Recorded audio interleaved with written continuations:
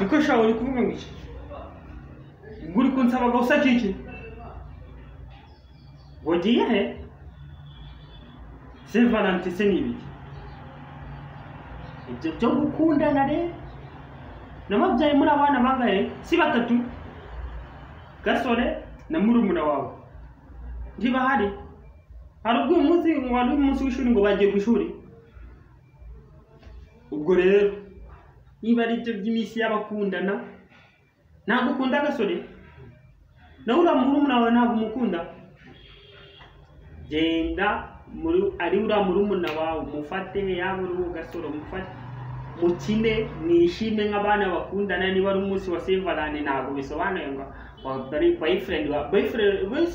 boyfriend wawe bisobanuye ibya friend n'ibiki ndavuze ngo kina n'abandi bahana hariya mwishime mumbwire icyo mushaka nyibagura ariko mwishime naho ngaho kandi shawa mwana umaze kunanira umwana w'umukobwa ungana nawe ufite imyaka 17 ngo ufite za boyfriend ese ubundi boyfriend bisobanura ikina bese bwabushera ntabwo bwari bwasha ngo unyihereho n'inywere ko ndi kumva n'icyaka kinyishisha umva nkubwire rero kina na barumuna bawe wicara kandi utangiye gushaka kwigira ikigegera cy'umukobwa nigishujwe kandi mwana we bizangururi ubwo se kabiri kangahe uriya murumuna wawe si inshuti yawe si mukundana si umukunda yewe we ntabwo agukunda none se niba mukundana niba ari iminsi ya Saint Valentin niba ariyo myenda y'imituku n'imikara bambara nawe yambare we nawe muganire museke muhuze urugwiro ibyo bintu by'ububobo n'ubugegera ubikura aho ngaho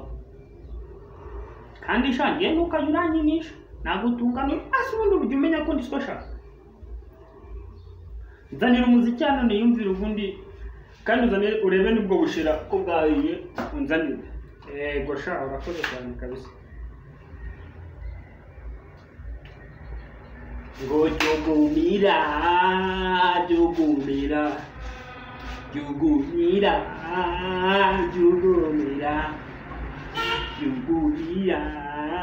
wabulu ko mubonye mita jogumira amva gusa ntabwo umaze se ninde wabumwe usigaye warize no kunywa inzoga naka kinyarwanda bikese nta mwari ujya unywa inzoga wakintu none ubwo ndamwiki urajya kungurira urwawe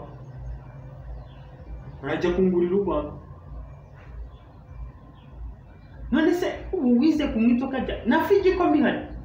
yushigisha igikoma ukamwa banyata yarikwije kandi wa mwana we